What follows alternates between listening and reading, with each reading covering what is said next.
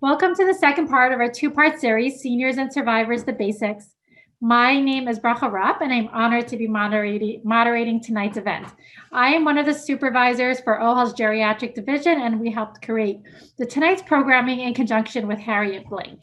This program is funded by the Jewish Federation of North America, who has partnered with OHAL to address the mental health needs of Holocaust survivors and their caregivers. We provide mental health counseling free of charge for all Holocaust survivors and their loved ones, as well as facilitating support groups for second-generation caregivers. In addition, we have other programs for older adults and their family members, including a Medicaid income and asset pool trust. We're able to provide some case management for these clients as well. We'll be having two presentations and then a question and answer session at the end of the second presentation. Participants are invited to write any questions or comments in the comment section during either presentation, and then we'll have our presenters address these questions at the end of both presentations. So make sure that if you have any questions, just write them down in the comment section, and we will address them at the end of both presentations. Anybody who wants to contact our presenters privately, we will be posting their contact information in the chat in the beginning, at the end of both presentations. So this way you have their email address. And if you feel like there's a question that hasn't been addressed or we haven't gotten to, or you would like to ask privately, feel free to contact them. They're both open to answering your questions. Our first presentation is entitled The Aging Brain, Helping Your Loved Ones Stay Sharp During Social Isolation. This presentation will go on from around 7:30 to 8:10. Dr. Aliza Jacobs is a licensed clinical psychologist specializing in neuropsychology. Aliza has received her bachelor's degree in psychology from Queens College and her master's and doctoral degrees in clinical psychology from the Graduate Center of CUNY. She completed her training at the Queens College Psychological Center, Weill Cornell Medical Center, NYU Langone Rusk Rehabilitation, and Zucker Healthside Hospital, Long Island Jewish Medical Center, conducting psychotherapy and neuropsychological assessments with pediatric, adult, and geriatric populations. She's currently completing a postdoctoral fellowship in neuropsychology at North Shore University Hospital Department of Neurology. So welcome, Aliza. Jacob, we are happy to hear what you have to say. Okay, great. Everyone hear me okay? Okay, good. So I'll go ahead. So I'm going to be presenting on the aging brain, helping your loved ones stay sharp during social isolation. Okay, so my area of interest is the brain, and specifically brain functioning, or how well the brain works. My work specifically focuses on older adults when they themselves or their family members or caregivers start noticing changes in thinking, which may or may not happen with age. So some of the common complaints that we typically hear are forgetting names of people, getting lost when driving to familiar places, difficulty recalling words, can't multitask, losing track of thoughts. I'm repeating myself, or loved one has noticed me repeating myself, not feeling as motivated, not doing or reading as much, and feeling less social. So some of these may be familiar to you. And before we get started, I want to define a term that you may have heard when discussing the brain, and that term is cognition. So what is cognition? Well, basically, cognition is a fancy term for thinking abilities. And basically, it's a set of mental abilities and processes. So anything that our brain does for us is called cognition. It's needed to carry out any task from simple to complex, from as simple as even just deciding to click a button on your computer, even without pressing the button, to solving the greatest scientific discovery. All of that falls under the umbrella term of cognition. And now that we know our main term that we're dealing with, I want to just outline the 4 goals for my talk and hope that you gain a basic understanding of each. And we'll try to move through quickly. So first, it's important that we understand the basic concepts of the brain and cognition. Especially as caregivers, we have to understand what our brain does for us on a daily basis in order to recognize that there may be changes or declines. Second, we want to understand the role of a professional if we do notice changes in cognition and what we do at that point. Third, we'll briefly go over some main causes of cognitive difficulties and give some key definitions and what the research has shown, especially during this time of COVID and the pandemic. And then fourth, probably the most practical, we want to develop strategies for helping our loved ones stay sharp during this time of social isolation. And in general, you know, how to kind of ward off dementia and stay healthy. So we're going to start with the first point, understanding the brain. Okay, so now we're going to go through every function of the brain and where it's housed in the brain. No, I'm totally kidding. This is really just to illustrate that every function in the brain is found in a specific place. And that's actually the same across most people. And the brain is mirrored left and right. Oh, if everyone could just mute themselves, thank you. I'm just going to ask everybody to please mute themselves. Oh, good. Okay, so it's the same. It's not even the same on the left and the right side. You know, our brain is really quite complex.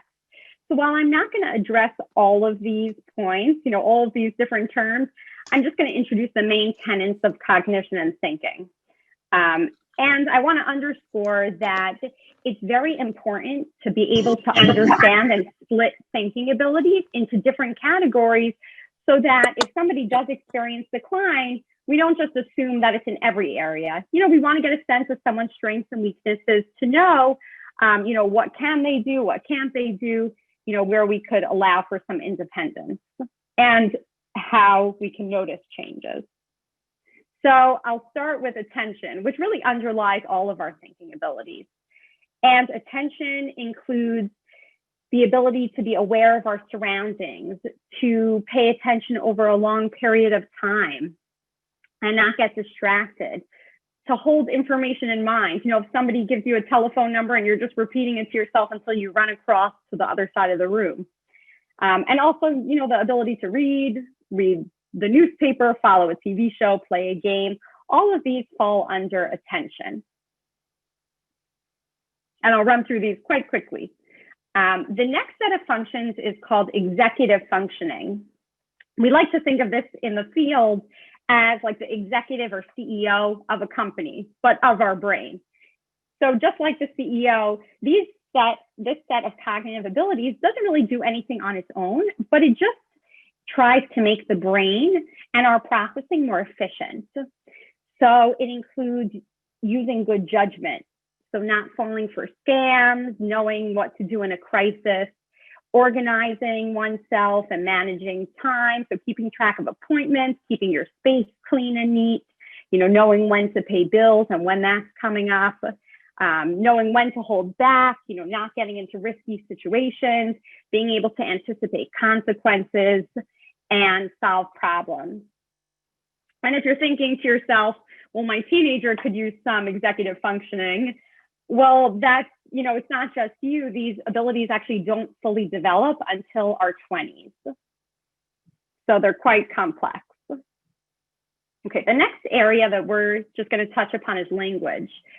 And of course, we all know what language is, but it includes our ability to understand or comprehend others, and also to communicate with the world, our output. So, you know, your ability to form good sentences, to have smooth and coherent speech, to use grammar, to find the right word, and for it to not be like stuck at the tip of your tongue, the ability to read, write, and spell, all of these comprise our language. Next, we have our visuospatial abilities. And this is a little harder to put into words because it just comprises everything in our visual world. And these we often take for granted. It's things like, you know, when we reach for an object, knowing that we're not going to overreach or knock it down, being able to pull into a parking spot and gauge distance and know that you're not going to hit the car and kind of how far you have to back up and pull in. It's being able to not get lost and kind of know where you are. And if you think about it, it's pretty remarkable that even within our own homes, it could be dark at night and we could probably navigate in the dark and find our kitchen, our bathroom without having to turn the lights on and kind of navigate it. It's this intuitive kind of spatial intuition. And lastly, we have our memory. And memory and forgetfulness in general is probably the most common complaints in older adults that they themselves recognize and that family members recognize. And in order to appreciate the changes in memory, we have to look at the different stages of memory. So we like to compare memory in the field to a filing cabinet. So think of, you work in an office and you have a stack of files. You have a stack of papers, rather, you need to file. So in one case, you can take your time, you can organize them into different folders, file them neatly and close the drawer. In another case, maybe you're in a rush or something else is on your mind. You kind of like throw them into files, some of them into folders, throw them into the filing cabinet, not in any particular order. Some papers may fall out and you kind of shove it closed. And in a third scenario, you put the papers in, but the whole bottom of the filing cabinet is corroded and the papers just fall straight through. So, then if, picture again, you're at work and somebody comes into your office and says, well, we need this and this file for the meeting. If in the first case, if you filed it in a neat and organized fashion, you're going to be able to open your filing cabinet and find that file very easily and pull it out. In the second scenario, you're going to open it and the file is likely there, but it's going to take you a long time to retrieve it. And in the third case, you're probably going to open up your cabinet and there's going to be nothing there. Everything just fell through. So this is basically our memory. So the first stage of memory is encoding or learning. We have to pay attention in order to take that information in an organized and meaningful way. Next, we have to store the information or consolidate it and have a very intact cabinet in order to hold that information. And then lastly, it would probably all be for a waste if we then weren't able to retrieve or recall that information. And if you have some troubles earlier on learning it, the information is there, it's stored, but it's going to be harder to retrieve it. So, when we think about memory, usually this middle stage, the consolidation and storage, is what we're most concerned about because that's someone's ability to form new memories, but we want to appreciate changes in each stage. Okay, so that was the last of the cognitive abilities, but I do want to just make a point that mood, personality, and behavior, even though they're not thinking areas per se, they also come from the brain. And sometimes when people experience changes in their thinking, they often experience changes in their mood, personality, and behavior. And sometimes that is also associated with brain changes. So we want to understand, what's making someone, your loved one depressed or anxious. Are they more disinhibited, maybe offending other people, or doing socially inappropriate behaviors? Are they more paranoid? Does it seem like they have a lack of empathy? Any change in behavior, mood, or personality that's notable, we certainly want to, to highlight and bring up. Okay. So those were the main areas of our thinking abilities and what the brain does for us. So now hopefully, we'll be able to recognize if there are some changes and we'll kind of bring that back around. But what if we do, we as caregivers do notice changes, or if our loved ones are coming to us and saying that they're noticing changes, what do we do? So first, it's a good idea to contact your loved one's primary care physician or internist. And, they may look at medication regimen, blood work, things like that. Oftentimes then they'll make a referral to a neurologist or a behavioral neurologist specifically who specializes in memory, and cognition.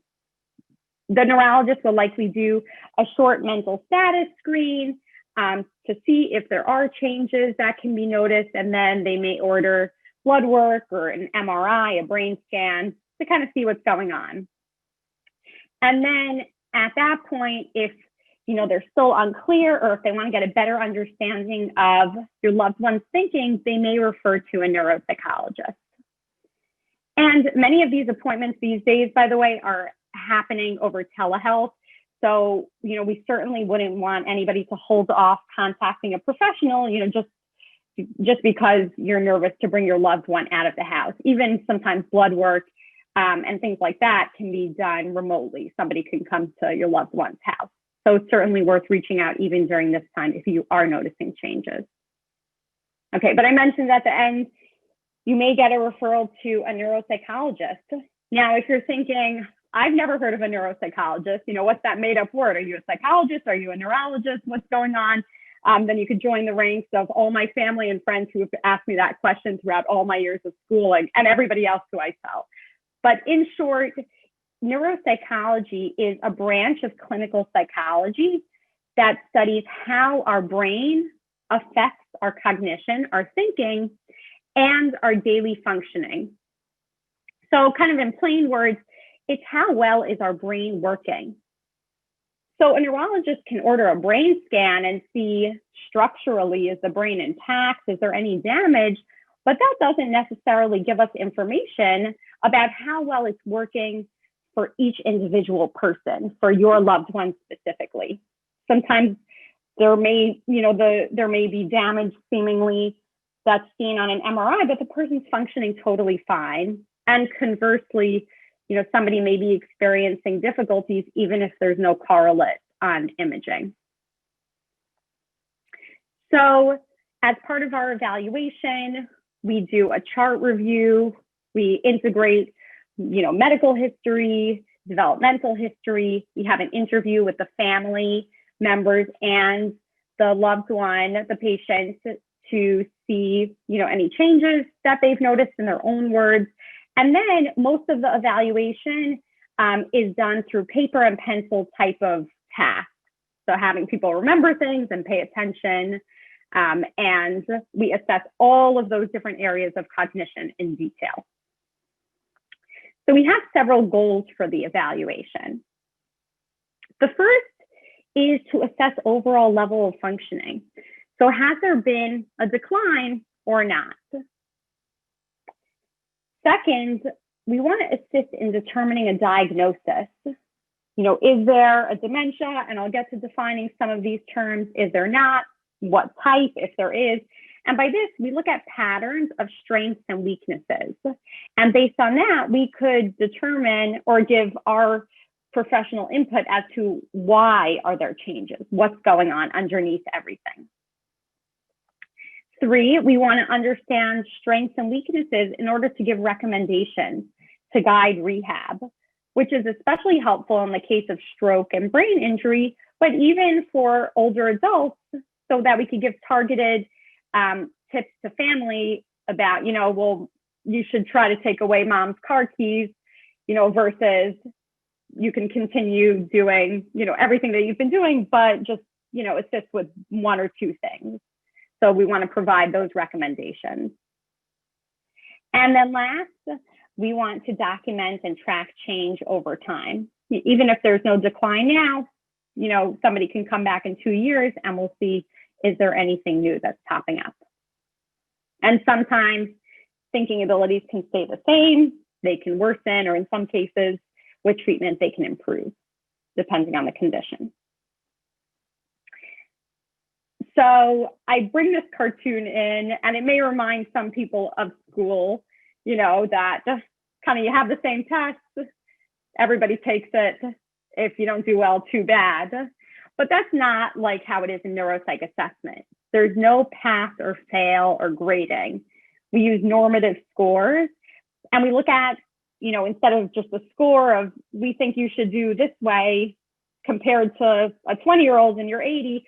No, we take into account people's backgrounds, age, education levels, first language, which is especially true in Holocaust survivors, of course, or people who were raised outside of the US.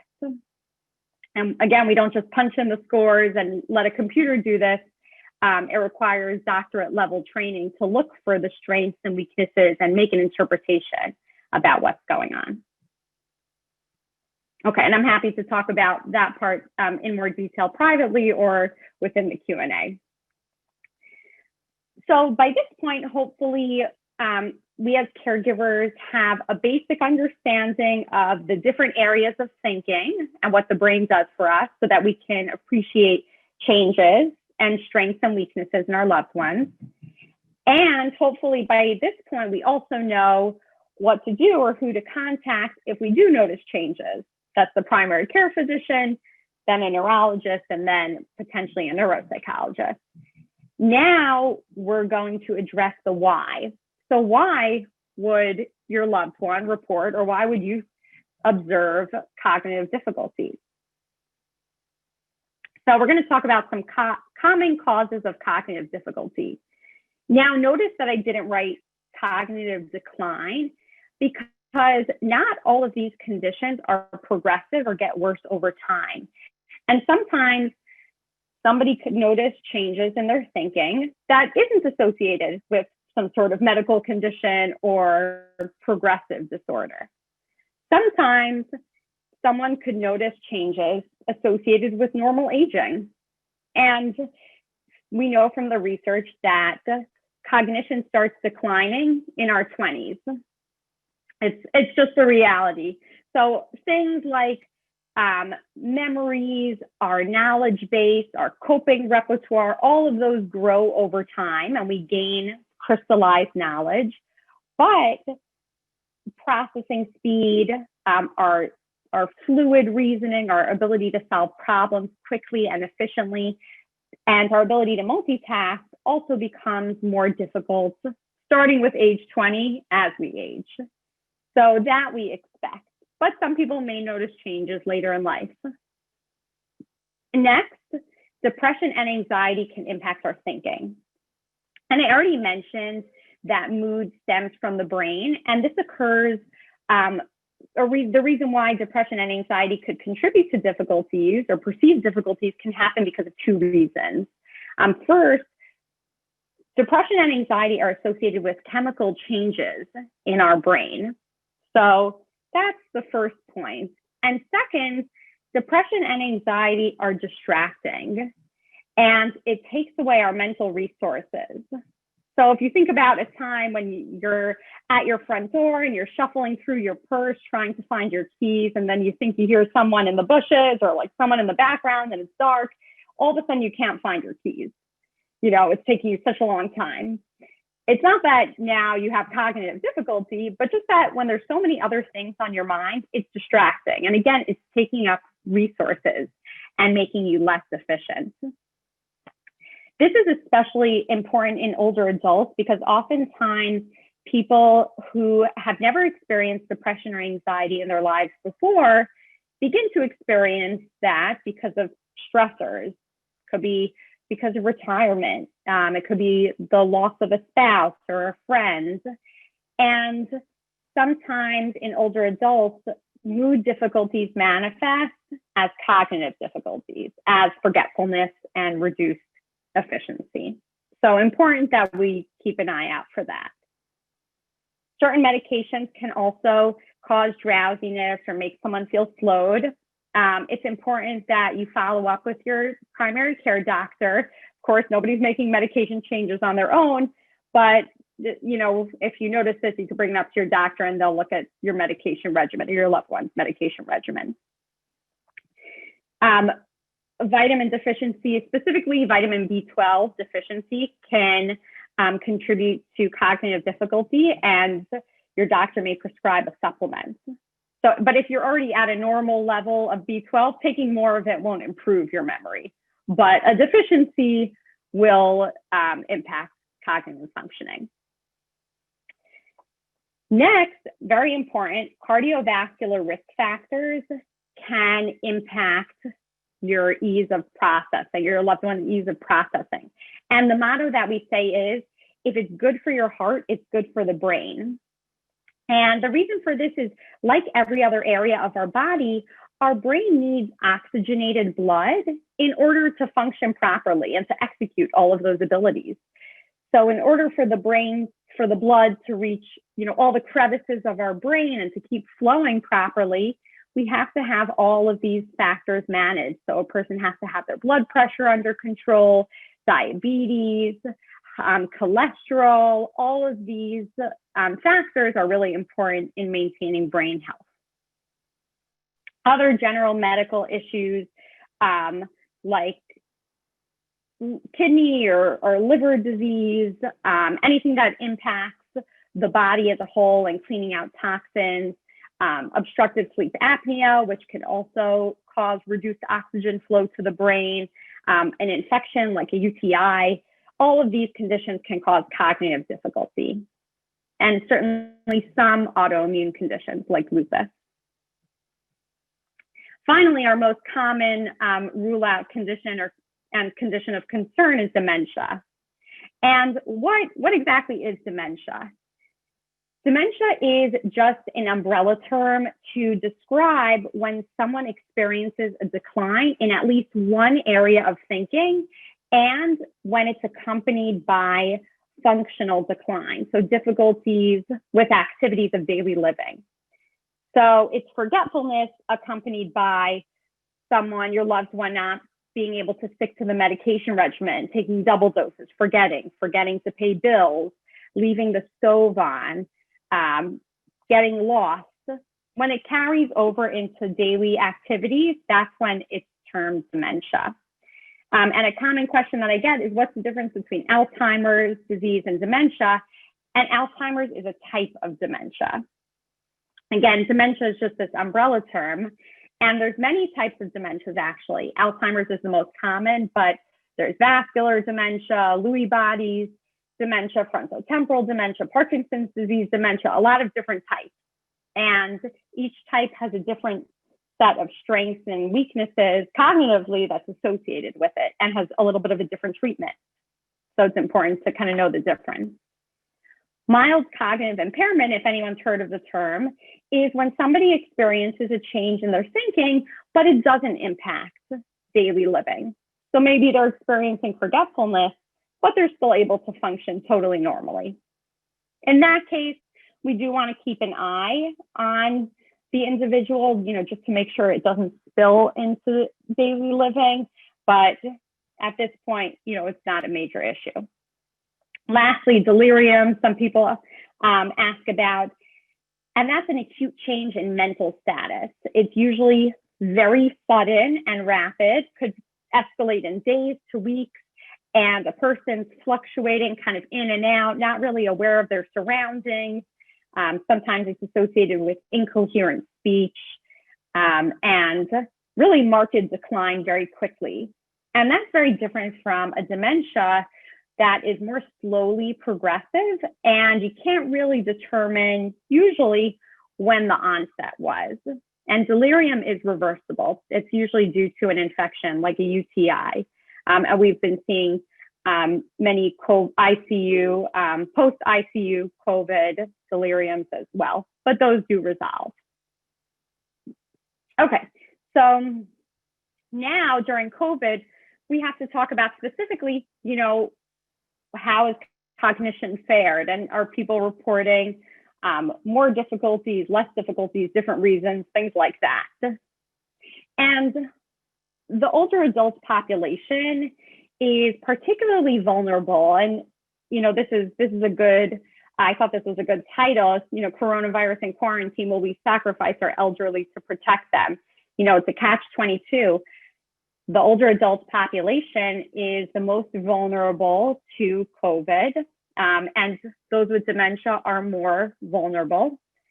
But on the other hand, what about, having people be socially isolated? Is that taking a toll? So there's not a ton of research actually, but something that we do know is that loneliness, not social isolation, increases the risk of health problems, including dementia. So it's not the social isolation per se, but it's the perceived loneliness, which is important to note for later on. We also know that about a quarter of individuals with mild cognitive impairment and dementia are reporting subjective worsening of their cognition. But we don't know objectively how that's going to play out. And time will tell before we'll be able to even conduct studies about this. But we do know that people are experiencing, decline subjectively, at least a quarter. And more than half are reporting worsening of neuropsychiatric symptoms. So a little small text, but worsening neuropsychiatric symptoms is things like agitation, irritability, apathy, depression. And we don't know if that is what's driving perceived decline in cognition. But we do see that they're not really reporting a change in functional independence. So perhaps, people aren't converting to dementia from mild cognitive impairment, but they are experiencing decline. Okay, so now practically, what can we do to help our loved ones stay sharp and to ward off decline, especially during social isolation? And before I jump in, I want to acknowledge that there are many different situations that I'm speaking to. So we could have older adults with dementia or cognitive decline and without, living in a nursing home or an assisted living facility versus with a child and their family versus alone versus with a spouse. The possibilities are endless. So I'm really just going to touch upon general principles, and everybody will, based on your situation, will determine, how to best apply that to your loved ones. So since this talk is for caregivers, I can't underscore the importance of your role in your loved ones' lives. And this is a big area that my department has been working on over the pandemic. So I mentioned this before, but first we have to understand our loved ones' strengths and weaknesses and limitations so that we don't expect too much of them. So if your loved one has difficulties initiating action and getting off the couch and doing things, kind of telling them that they're being lazy is not going to help. It's actually just a cognitive difficulty. And if your loved one is incredibly forgetful, then having to tell them constantly to put on a mask also may not be realistic. Maybe it's a better idea to kind of keep them in the home. And if somebody has to come into the house, put your loved one in a different room so they don't have to keep wearing a mask. We have to troubleshoot, but really understand what are the strengths and weaknesses. And someone could certainly consult with a professional like a social worker or a case manager to discuss this further. Something that we often tell caregivers in the picture on the side is like when you get on an airplane and they're giving the whole safety rundown, and they say you have to put on your own oxygen mask first and then assist others. And this applies to caregiving as well. We have to be best. We have to be on full ourselves in order to help other people. So we don't want to build resentment or get burnt out. We have to take breaks, get a good night's sleep, do things that we enjoy so that we could best help our loved ones. And I like this story of two woodworkers, and they're both working 9 to 5, and one of them is taking a break every hour and the other one isn't. And at the end of the day, they both cut the same amount of wood. And the first woodcutter goes to the second and says, I don't understand. How are we cutting the same amount? You're taking breaks every hour. And the second one says, every time I take a break, I'm sharpening my axe. So each time we take a break, we give a recharge to ourselves so that we could be more present for other people. And you could even do this with things that you normally do. If you're going to have a cup of coffee in the morning anyways, just take the 5 minutes, read the paper, sit down, look out the window, don't think about anything. Probably like the little things that you would have been doing running around, you could just do in like 2 minutes right after. So take advantage of those moments. It's also important to acknowledge changes in household dynamics, especially if you have loved ones who are moving in with you and now you have kids at home or at home some of the time because of remote learning, or maybe you're spending more time with your kids and your family and you don't have as much time for your loved ones. So we have to really just appreciate the changes during this time. Lastly, we want to be vigilant for changes in our loved ones' lives and not to ignore it. So changes in mood, cognition, like we spoke about, are they moving through prescriptions more quickly? Is there any suspicion of substance use, increased credit card purchases? Just, be mindful of changes and don't be afraid to ask about it. The next point is routine and initiating a radical change in the lifestyle of this population in particular. And older adults with cognitive difficulty do much better with routine when they know what to expect because they can adapt their weaknesses to fit the schedule. So if possible, we should create a written daily schedule and you could post it where visible, even basic things like waking up, breakfast, bathing, taking medication. That creates some control and predictability in this very unpredictable time. Keep materials in a consistent location around the home. Same thing, so we don't have to rely on their cognition. And provide information and knowledge when applicable.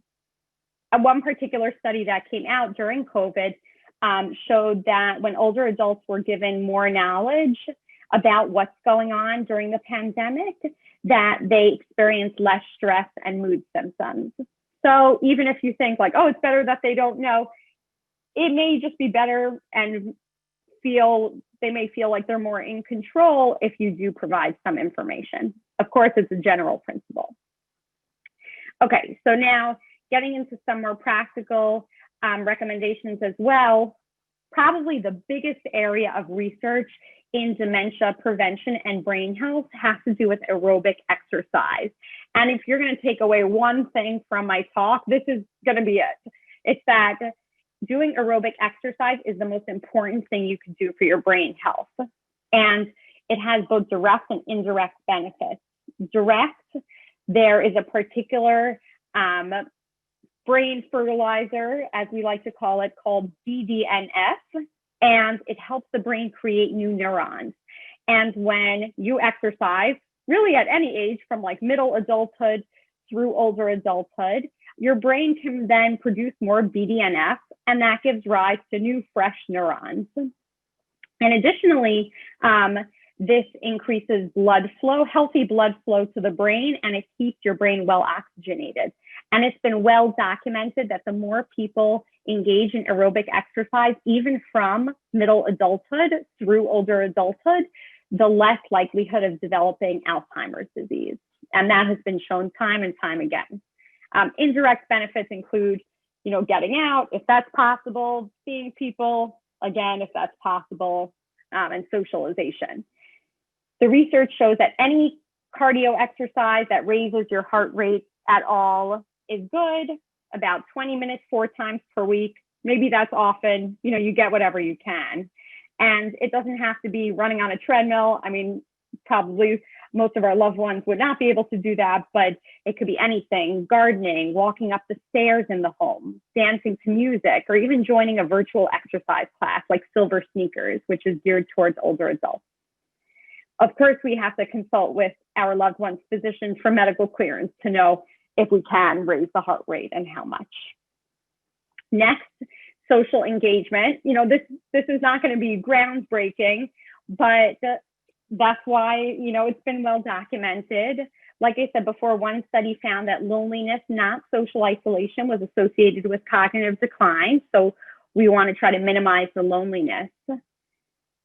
A way to do that is video chat and phone calls. Again, nothing new, but just underscoring the importance of this in maintaining brain health. So get family involved, find out when it's a good time for your loved one. There have been studies about video chatting within nursing homes during COVID, and that's improved brain health and mood symptoms. So video is better than phone call if your loved one is connected to technology. But if they're not, you know, or I guess if they have an iPhone or a smartphone, you could send pictures and videos. For people who are not tech savvy, we suggest that caregivers buy like an electronic picture frame with Wi-Fi capability, and they can upload pictures and videos and little messages on their iPhone to the picture frame that will automatically, you know, keep alternating so that the loved one doesn't even have to do anything. They'll just keep being updated with family. It's important to keep connected to the community. You know, some schools have had virtual services. There's virtual classes that have been going on. Anything like that is important. And older adults can also get involved in remote learning. So if your children are home from school or learning remotely, have your parent or your loved one call up, teach a history lesson, teach something about their previous career, give life advice, you know, have them involved in the education of the children. And if your older adult relative doesn't have that capability, then you can mail projects, mail letters, things like that. You could send materials. Staying mentally active is also very important. And many people ask, should I be doing crossword puzzles or Sudoku or Lumosity? And the rule of thumb and what the research has shown is that doing Lumosity will only get you good at doing Lumosity, but it doesn't really generalize to other areas. So the main factor is you want to learn something new, something slightly challenging, but still in your comfort zone, because you want it to be realistic. So you can learn a new skill, take a new class, watch a performance. The New York Metropolitan Opera had live streams and pre-recorded some of their performances.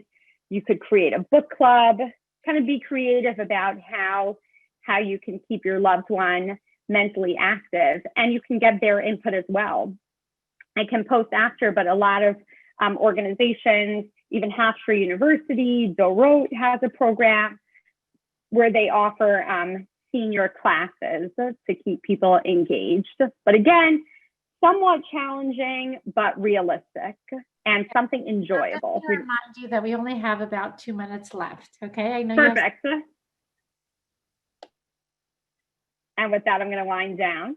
Managing cardiovascular risk factors, I already went over, so I'm not going to go over it again, but make sure that you keep up with your doctors, stay on top of your medication, and check your blood sugar. Next, we want to maintain a healthy diet. There has been some evidence for a Mediterranean type diet, but there's no definitive diet recommendation.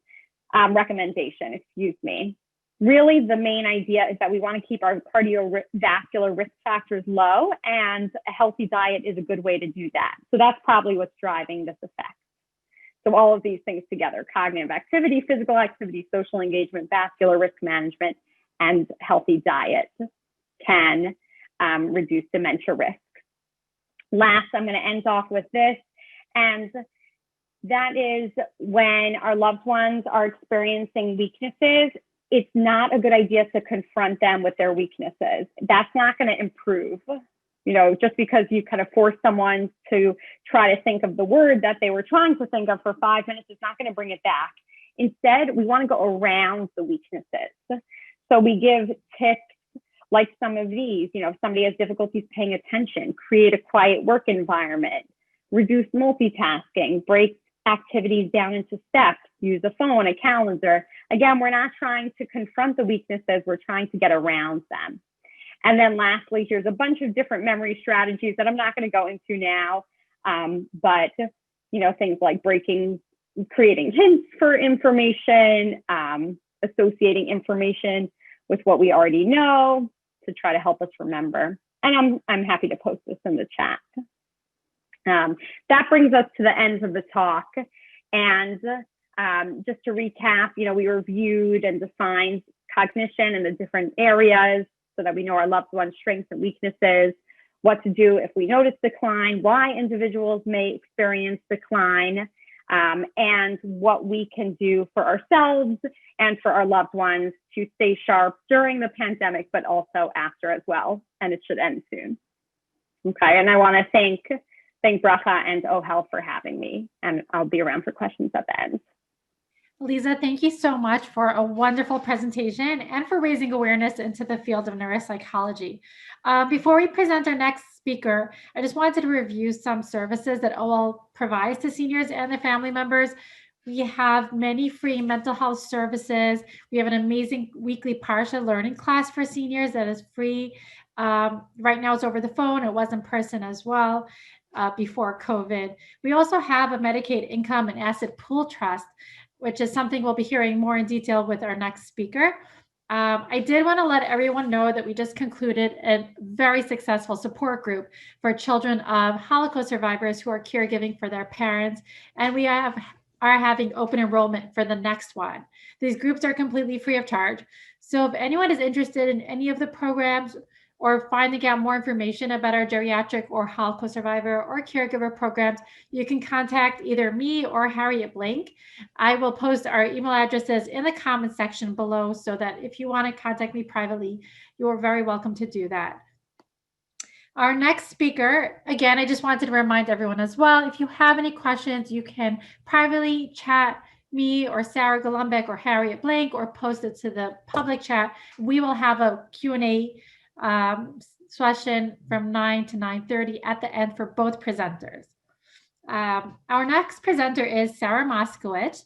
Her title of her presentation is Planning for the Present and Future, How to Protect Yours and Your Loved Ones' Assets During These Uncertain Times. Sarah Moskowitz is the managing partner of the Moskowitz Legal Group, LLP, and specializes in estate, Medicaid, and special needs planning. She's admitted to the New York and New Jersey State Bar and is a member of the New York State and Nassau County Bar Association, as well as an active member of the Elder Law Committee of the NYSBA. Sarah designs estate plans tailored to each client's personal and tax objectives. Sarah has significant expertise in Medicaid planning, including preparing Medicaid applications, drafting Medicaid trusts, and drafting financial powers of attorney and healthcare proxies. She reviews her clients' financial, health, and family circumstances in order to create an optimal estate plan. For elderly clients, Sarah ensures that her clients' assets are protected from all types of creditors, including Medicaid, ex-spouses, family members, and business partners. Sarah also has an active practice in representing clients in guardianship matters, as well as probating wills and administering estates. So welcome, Sarah. Thank you very much, Bracha, for that introduction. And good evening, everybody. Thanks so much for being here. I know it's late, and I appreciate your being here and participating in this wonderful program. I also want to thank Dr. Jacob. In my area, we deal a lot with cognition and mental illnesses and things of that nature. I learned a lot, even though I thought I knew a lot. So that was very informative, and thank you. So we're going to speak tonight about planning for the present and future, how to protect your and your loved ones' assets.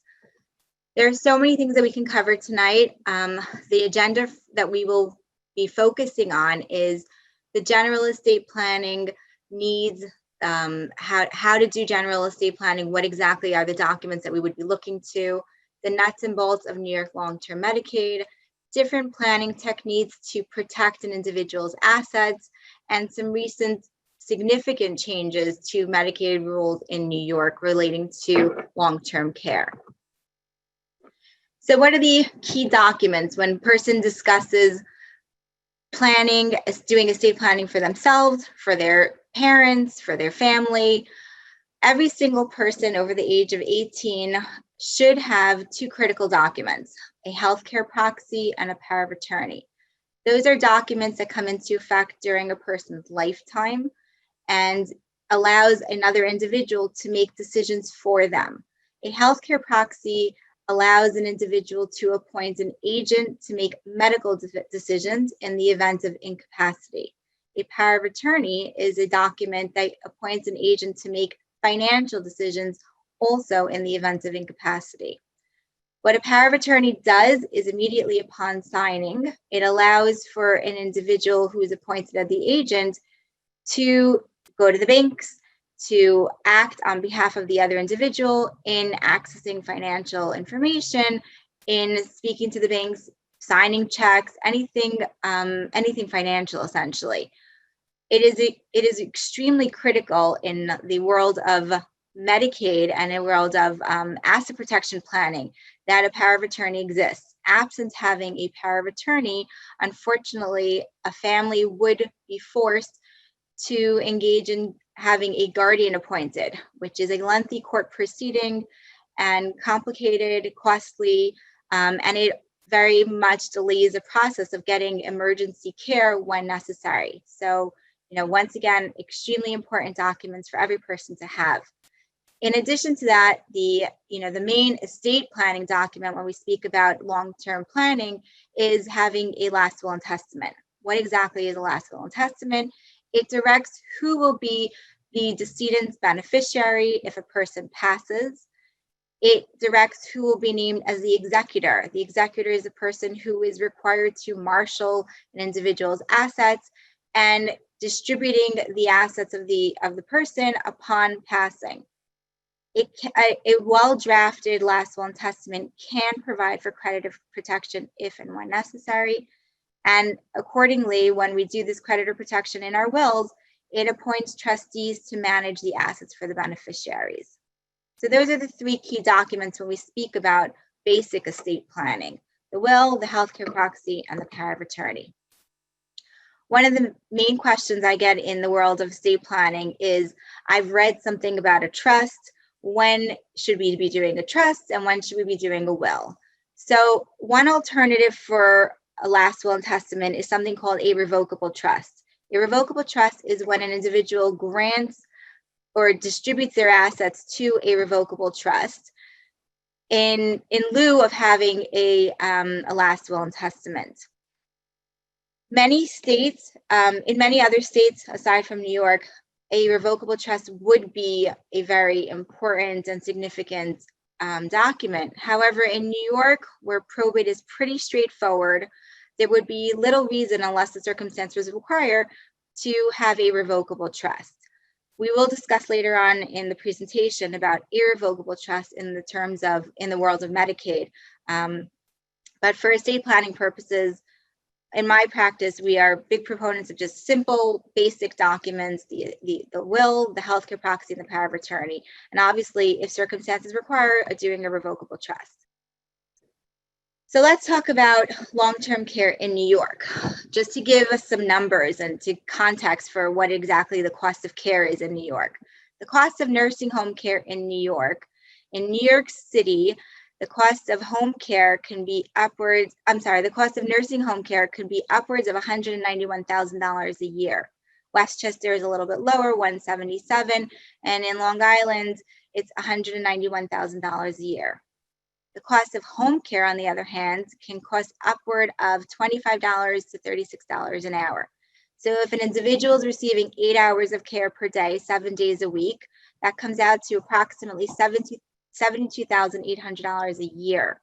If a person is receiving 24-hour care 7 days a week, it can come out to about $210,000 a year. That's significant for many people and most people. So what do? We try to deal with the cost of care for the individuals in various ways. Number one is Medicaid eligibility, trying to ascertain if the client and the patient is eligible to receive Medicaid as a result of the fact that they have a small amount of income, assets under the qualifying requirements of Medicaid. And we'll discuss those numbers in the next slide. Next option is many clients have long-term care insurance. Either they're state certified policies, either they're straight long-term care policies, or they're hybrid policies combined with life insurance policies. So it would be prudent for an individual who has any long-term care insurance to speak to their broker or their agent to discuss what exactly the care that's covered under their policies, to determine whether or not that's sufficient for the care that's necessary, how exactly that works. Are there reimbursements through the long-term care insurance? Is there actually a payout for the company? There are various mechanisms for the way that long-term care insurance works in the long-term care world.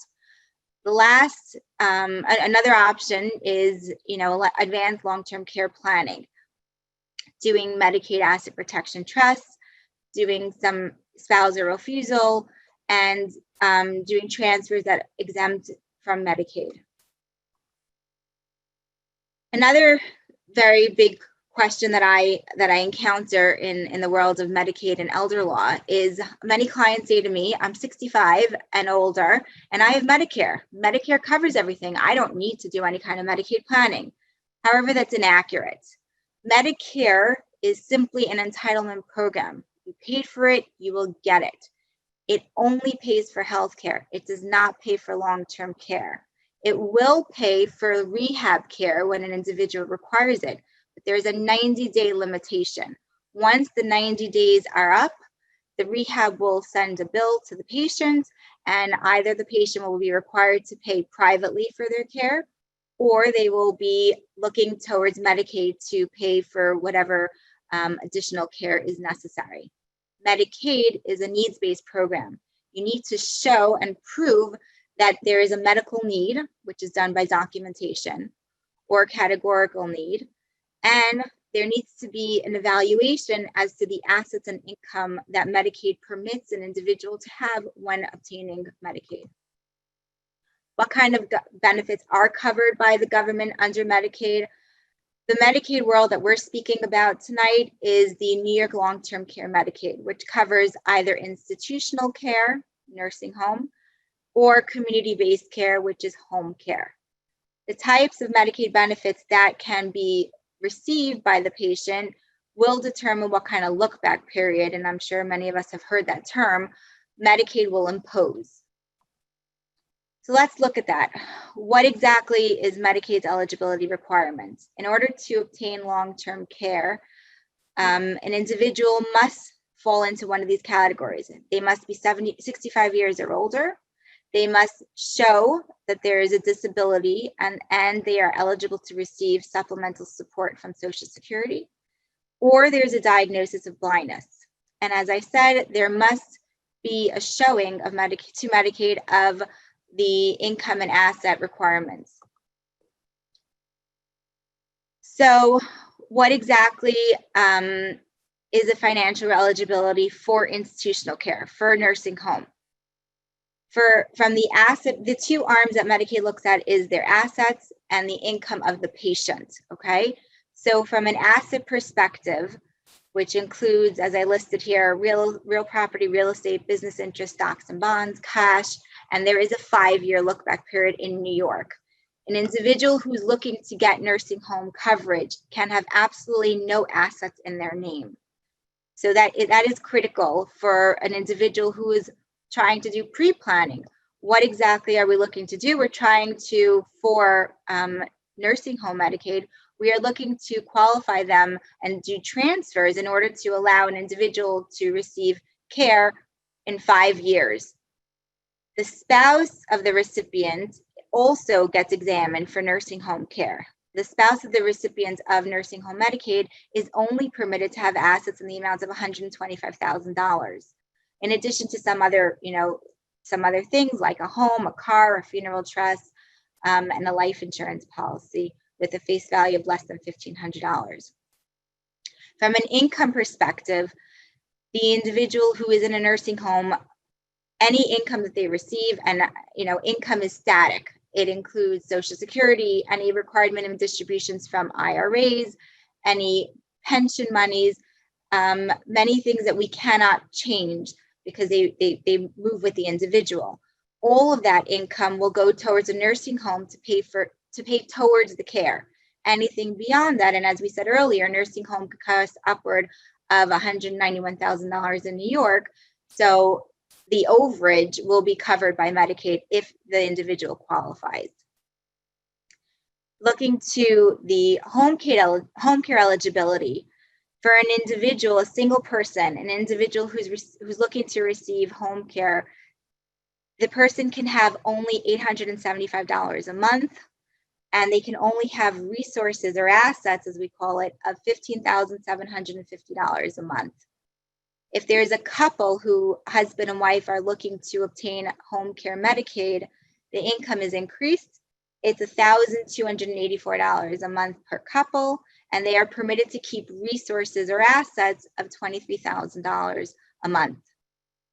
What happens if there is a husband and wife? Only one spouse is an applicant looking to get Medicaid New York's long-term Medicaid for home care. The applicant, as we said, is only permitted to have $875 a month, but the community spouse, the well spouse, as we also call it, is entitled to keep $3,216 a month of their own income. So that means that if there's a husband and wife and the husband requires care, the wife is still working, she can continue to work and have income of $3,216 a month. In addition to that, as we said, the individual who is an applicant can only have resources of $15,750 a month, but the community spouse, the well spouse, can have between $74,000 and $128,000 of assets in their name. So what do we do for individuals who have assets beyond that? Medicaid has defined that there are certain transfers that are exempt and there are certain transfers that are not exempt. So for Medicaid qualification, a person can transfer assets to spouse. That's huge in the world of Medicaid planning. When there's a husband and wife and there's one spouse only that is in need of care, we transfer assets to a spouse in order to immediately qualify the individuals for care. We can do transfers to a blind or disabled child when that's applicable, transfers to a caretaker child also if that is an applicable situation. And if there is assets that are held jointly with a sibling, we can often transfer to the siblings as an exempt transfer. A non-exempt transfer is gifting. So a person who says, I have $100,000 and I want to get onto Medicaid, transferring the assets in as a gift for, either to a trust, either outright, will disqualify them for the penalty period that is imposed by Medicaid. So for nursing home, that's 5 years. For home care, we're going to discuss the penalty period in a moment, but for right now, there is no look-back period for home care, and therefore we can make exempt transfers and a non-exempt transfer and eventually qualify the individual for home care. So what kind of changes are there? And there are significant changes in the home care world.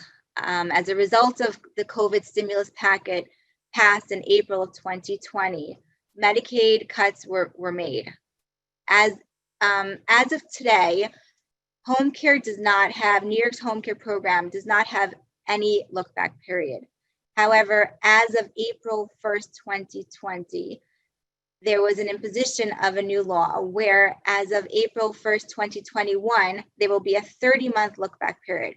What that means is there's going to be a 2.5-year look-back period for any assets transferred on or about October 1st, 2020. That's a huge change. That means that people that we could have gotten onto New York's home care Medicaid and qualified immediately will now have either a penalty or they will have to wait 2.5 years in order to do planning, asset protection to get them onto Medicaid. The look-back period for nursing home did not change.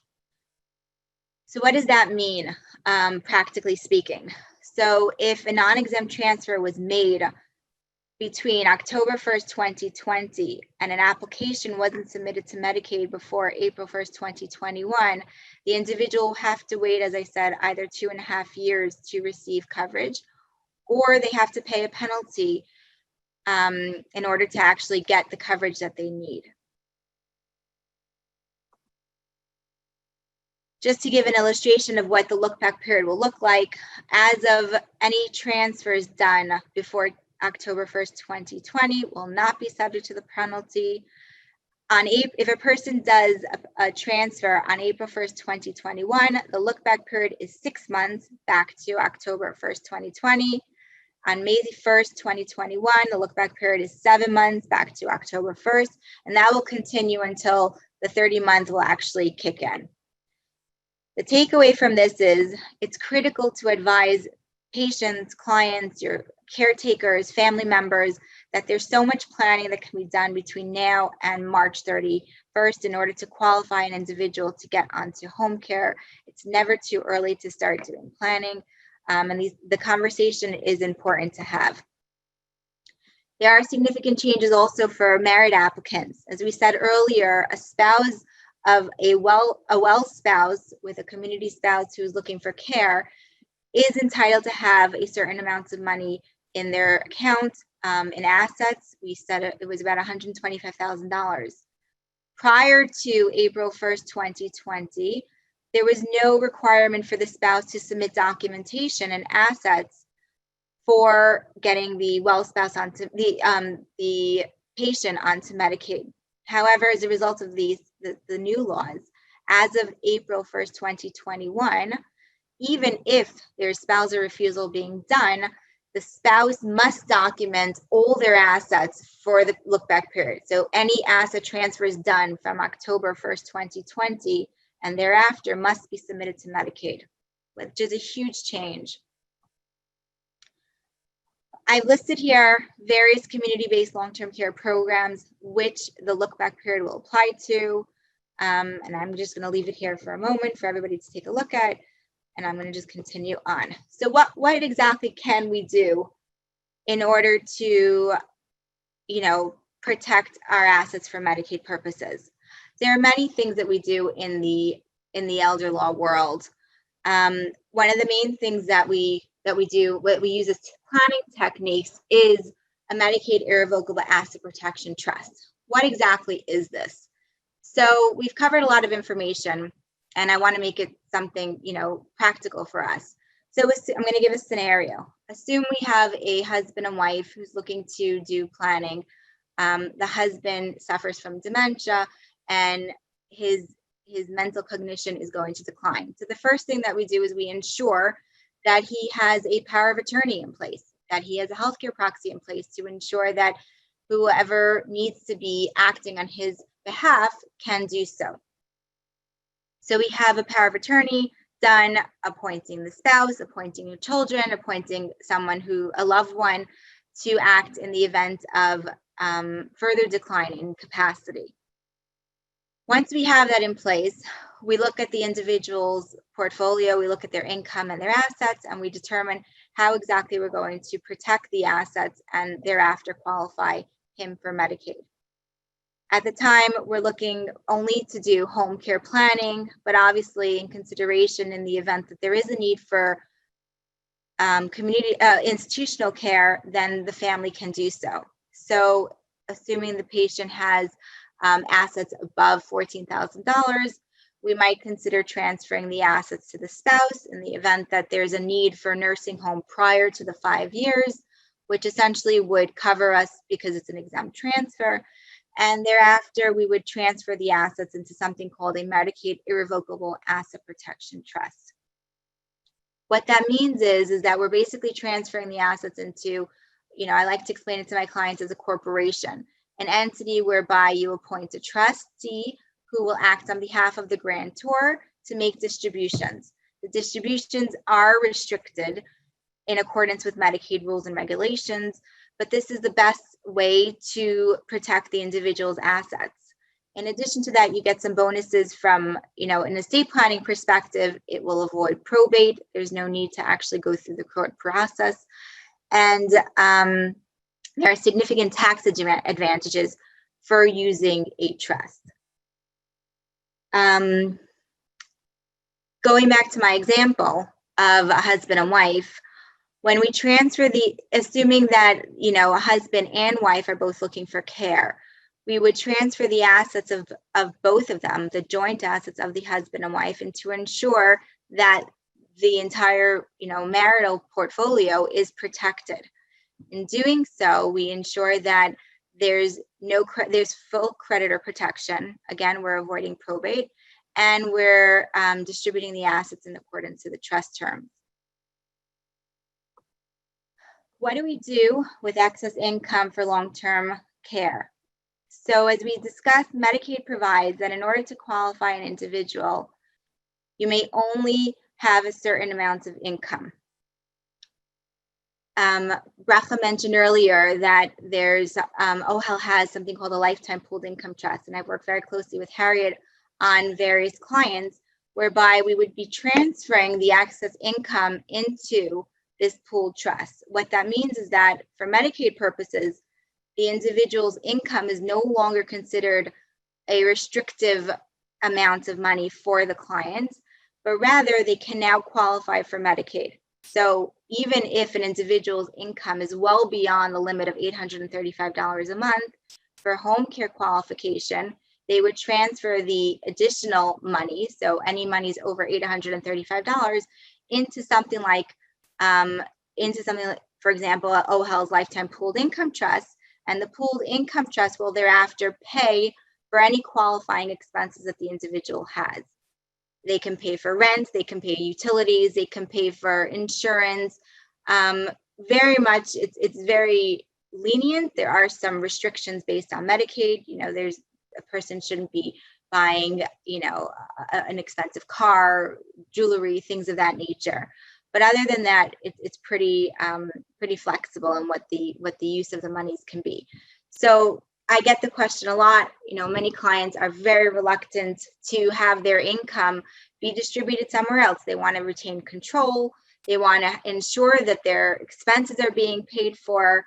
However, for Medicaid purposes, they cannot retain their income, and therefore they have no other option but to place the monies into a pooled income trust.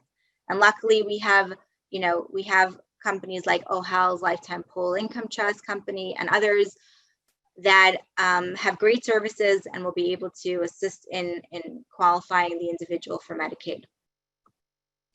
I just wanted to spend, you know, a moment or two in discussing the different rules for Medicaid purposes of what has been done for COVID. Medicaid is extremely, you know, the program itself, it's difficult to apply, and the attorneys, as a result of the COVID, were very reluctant into how Medicaid would handle new submissions, new applications, and things of that nature. For home care, there's significant documentation that's required. There has to be an assessment done by a nurse. There has to be documentation done by a physician.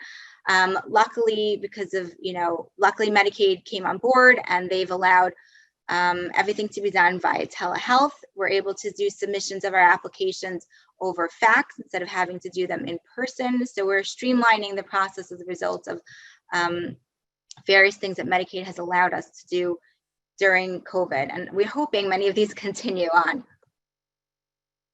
So what are the takeaways? I know we covered a lot here, but I'm hoping that these four key things come to play. That every person over the age of 18 should have a healthcare proxy and a power of attorney, critical documents that every person should have. However, when dealing with our loved ones and as caretakers, it's important that you discuss with the elderly, your elderly parents, family members, that a healthcare proxy and power of attorney should be done immediately in order to protect the individual, in order to protect their wishes, and to ensure that there's no need for court intervention in having any kind of decisions done by them. Every person should protect their assets by having a last will and testament, by making sure that you determine who you want to be the beneficiary of your assets. In addition to that, there's a lot of asset protection that can be done by will to ensure that if there is any kind of disability, that an individual doesn't become the beneficiary of assets unnecessarily that will prevent them from receiving any kind of government benefits. It's critical, as a result of the new laws that have been passed in April of 2020 and the new Medicaid rules for home care, that a conversation be had for any individual looking to get Medicaid home care, looking to get any kind of services, that they do planning and that they get into the Medicaid system prior to April 1st, 2021, as a result of the 2.5-year look back period, which is coming, which will be imposed as of April 1st, 2021. There's significant planning that can be done to protect assets, as we discussed. There are Medicaid trusts that we can do. There's exempt transfers that can be done, and it's critical to have a consultation with an attorney for legal advice and discussing what your options can be. And I thank you for your time. Thank you so much, Sarah. I think that your information is really important and really timely because, once again, the Medicaid laws are changing. So it's important to know as much as you can about it, especially in New York. I know that outside of New York, there are slightly different rules. That's just something to keep in mind if you're listening from outside of New York.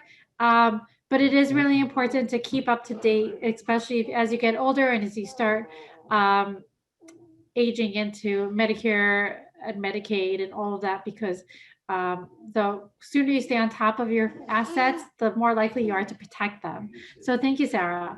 Really appreciate it. And once again, Sarah and Aliza, both their information and email addresses are put into the comment section. So if you have any questions and you want to contact them individually, you can do that, as well as we're going to start the question and comment section. So please put in any questions that you have. We will try to address all of them. We do have a couple of questions that did come in already. So I will start asking them. And as I speak, as I answer, I'm just like looking at some of the questions that we got in. Anybody has any other questions, feel free to keep asking them.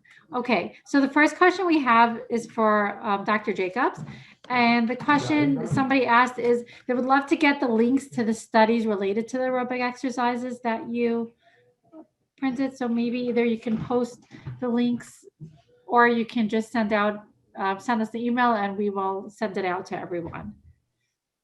Absolutely. I'll do the latter. I'll probably gather and then send to you. And that goes for anyone else, like the COVID papers, anything is available upon request. I just didn't want to bog down my presentation with citations. Yeah, so if you have questions and you would like to get the links to the studies, just feel free to reach out to Dr. Jacobs and she will send them out to you. Another question that we got from you, which is, how do you keep, this one's a good one, which is, should I share my loved one's dementia diagnosis with them if I don't want to upset them? Yeah, and that question we get often from family members who will see the loved one and then they'll kind of ask us on the side. Usually, at least for the clients who we see, people know, that there's some changes going on, and knowing that, we can label it and there's potentially treatment, if not to reverse it, but more just like how we can best manage it is somewhat comforting for the situation that the person is in. And I often say this to people in feedback sessions if we're giving over a dementia diagnosis, but dementia, again, is just a descriptive term for a decline in one area with functional decline, and it doesn't change, how you were yesterday versus how you are today, kind of just knowing the label, even though the label comes with a lot of meaning to it. So, it doesn't really change anything. It's more just a label to get you medical care. But it is important to share the diagnosis in most cases. All right. Somebody also asked if you can post a picture of the brain again. Once again, I think that if you want a picture of the brain, you can contact Aliza directly and she will send that picture out to you. Right? Definitely. I thought everyone disassociated from that slide, so that's good. I have a question for Sarah, which is, what about Holocaust money? Is that still exempt from the new Medicaid laws? Yes, great question. It is still exempt from the Medicaid laws. All right. Another question for Sarah that we have, which is, let me pull it up again. What is the benefit of a regular trust? Can you have a trust? So can I have a trust so that my kids can inherit? So the answer is yes. It's simply for estate planning purposes. There's no creditor protection, so it wouldn't be utilized in the world of Medicaid. However, it is a vehicle by which you can distribute your assets to your beneficiaries. Okay, thank you for that. And then in terms of planning, if any should be done for a married couple in which one spouse is ill? Absolutely. Planning should always be done for the individual that is ill, as well as the spouse. Both in order to ensure that in the event of passing of the well spouse, you want to protect their assets in order to not be, in order to be creditor protected. That's number one. Number two is you want to perhaps not leave the beneficiary to be the spouse that's receiving benefits. That's another reason. And also to just ensure that your documents are in order. Okay, thank you so much. I think these answers are really helpful and very clearly said. Any tax concerns we should be concerned about under the Biden administration? Good question.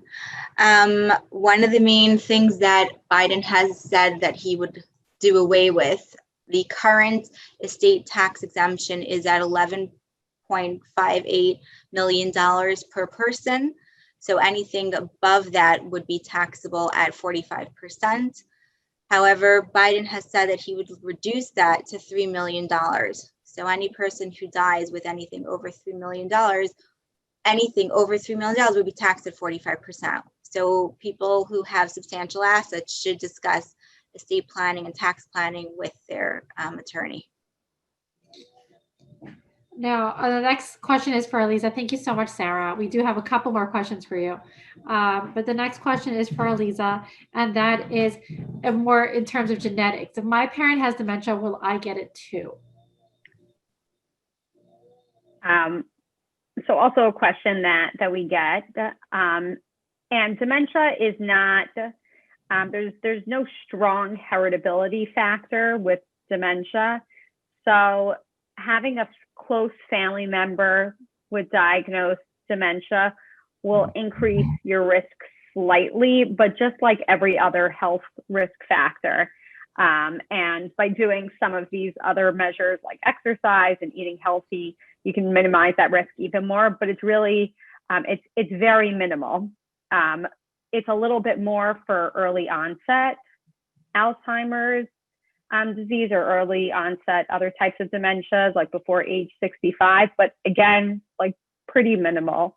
There's oftentimes different health factors going on that interact like with that risk. Thank you so much, Aliza. We have another question for you, which is, what is there a point in knowing which type of dementia my loved one has?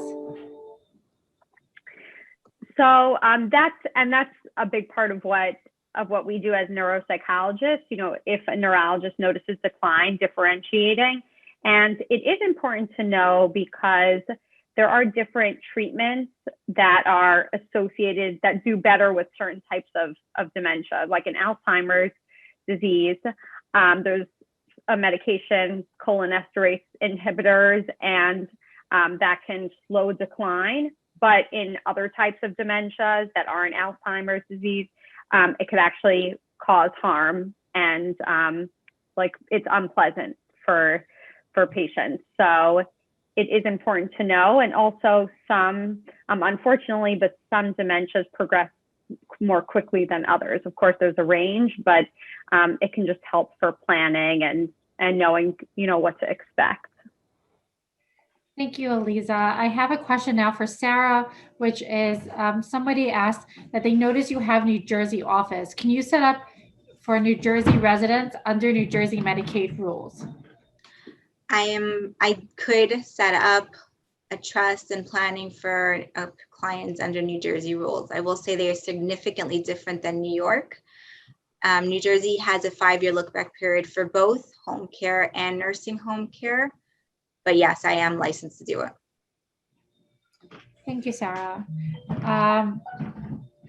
Now I'm going to, somebody asked a question for, I guess, the entire presentation, which is, can they get a copy of the recording of the Zoom? We are recording this, and we do plan on having a recording that we can send out. We have to kind of work with IT and edit it and make sure that it's all condensed and filter out anything that we don't want to send out.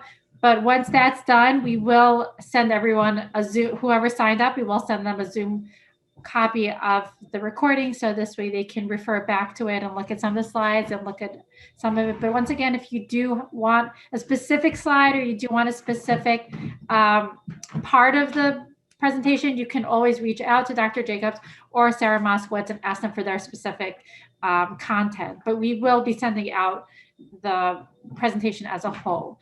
I did want to ask everyone who's listening if they have any questions or they have any topics that they want for future presentations. If there's anything that we haven't addressed or anything that they feel like in terms of geriatrics, they would love to hear a presenter speak about, feel free to reach out to either Harriet or I, and we do plan on having future presentations. So if there's anything that we haven't addressed or any type of professional that you want to hear speak, please reach out to us and we're happy to accommodate you with the best of our ability. We just want to say that we have a few more months for sure of this grant, so you might as well take advantage while we have it. We're hoping for a renewal, but while we have the money, we certainly want to be used in the community and to help both our caregivers as well as our older adults. Thank you, Harriet. I'm going to just ask a couple more questions that people had. Okay, Sarah, somebody asked, how soon do you recommend for individuals to apply for Medicaid due to changes coming in effect on April 2021? So I guess, yeah, I guess that means that if people are thinking about it, but they weren't sure, is this like immediate need or can they wait on it? That's a very good question. It's a question I'm getting a lot recently. So I wouldn't advise individuals who are just looking to do planning to get into the Medicaid system. I would advise clients who, as you said, Bracha, who are thinking about it in the back of their head. They are, either elderly, I would say, elder is a loose term today because people are living much longer than they have been, thank God, which is a great thing. A person who has a diagnosis, as Aliza mentioned, diagnosis of dementia, Parkinson's, any kind of declining diagnosis, I would strongly suggest that they do planning because it's inevitable that they will eventually need care. So the sooner that they get into the system, the better options that we can provide for them thereafter. Absent having a real need, I wouldn't tell my 65-year-old clients you're coming in to just do basic planning to do Medicaid planning. I would perhaps discuss what, looking at a trust for 5-year look back period in the event that there is, some sort of reason for it. But I would just, wait until the time is needed. Thank you so much, Sarah. And I do want to kind of build on that and say, like, this is, I think this is kind of new for everyone, including lawyers in New York, because this is all, like I know as a social worker, we're giving different advice that now we're going to start having to change based on the fact that the laws have been changing. Now, Aliza, somebody asked, what is the role of other professionals in dementia care or general geriatric care? And I guess that specifically means so you hear all these terms all the time, like social workers, a psychologist, neuropsychologist, neurologist, case management, speech therapy. Like, how does that differentiate when caring for a loved one? Yeah, absolutely. So I already mentioned the primary care doctor, the neurologist, the neuropsychologist. I briefly touched upon either a case manager or a social worker. And the social worker can, you probably could speak best to this, but can help provide support to the caregiver or the loved one who's experiencing changes and help deal with the day-to-day manifestations of the symptoms of the cognitive difficulties, how to navigate changes, how to deal with the adjustment of a diagnosis, things like that. If there is depression or mood symptoms, anxiety, then sometimes we would refer to either a social worker or a psychologist. A psychiatrist is also sometimes called into play to prescribe medication for agitation, or if there's any hallucinations, paranoia, anything like that, although the neurologist can usually also prescribe.